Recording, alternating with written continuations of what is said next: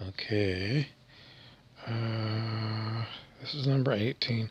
So these are steps towards higher consciousness.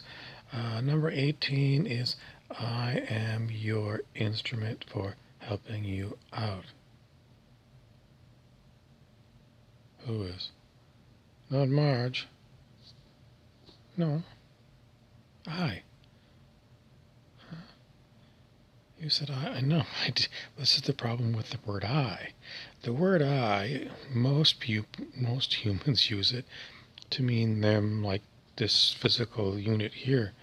But I, more importantly than, when I say, I is the universe itself.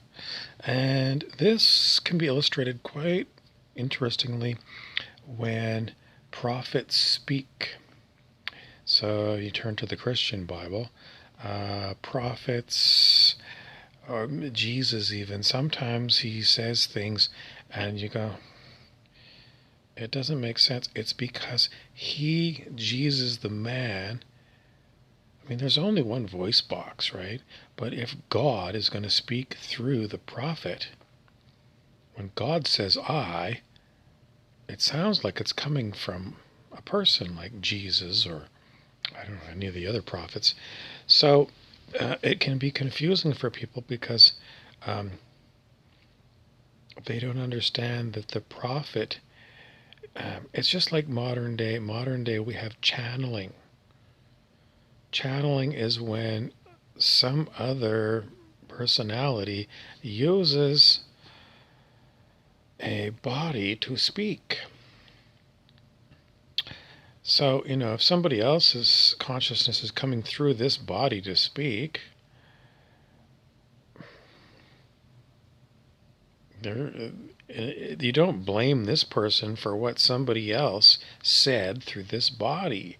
And that was sort of the way that some of these things in the Bible come across when they're using the word I, Jesus or somebody else.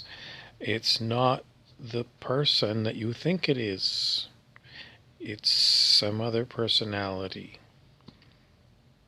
And the great personality is not just the Wizard of Oz, it's, the great personality, the Great Spirit.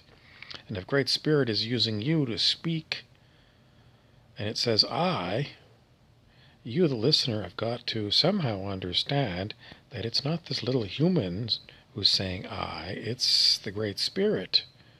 Or if it's a channeling, if I'm channeling some other person, then it's that other person's I. So it gets very confusing, and that's a problem with English, but you need to be aware of it. And so what else do we want to talk about?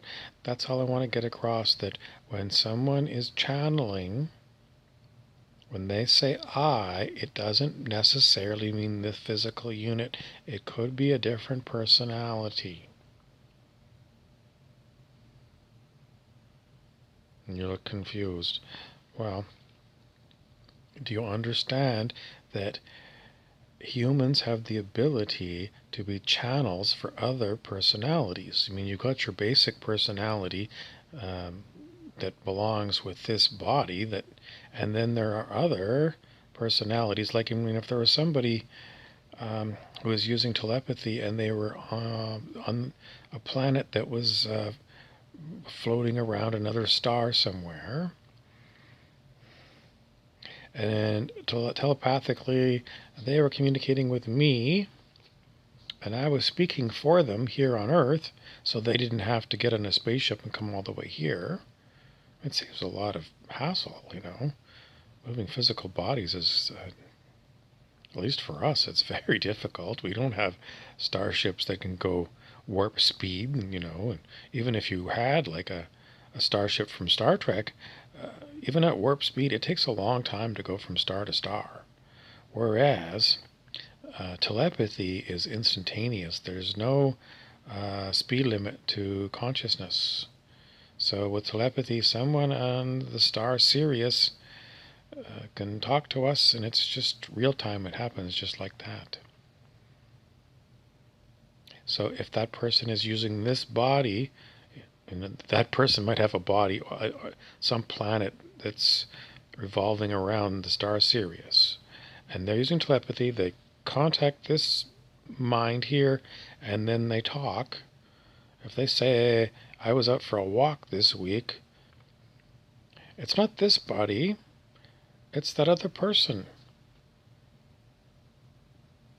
You still don't get it? Well, that's the way it is, folks. You're going to have to start understanding that spiritual gifts, like channeling other people, are not weird. I mean, there's a lot of things that you're going to think are weird if you're one of those persons that anything that's out of your very narrow box starts happening, and you start saying, well, you need to seek help, you need to seek help. No, it's you who needs to seek help. You need to open your horizons to the potentials that humans have, all kinds of things that they can do that you just never saw before, and you're calling it, it sounds weird to me. That's channeling. And as far as using I, it's just what we use in English, and you got to try and figure out,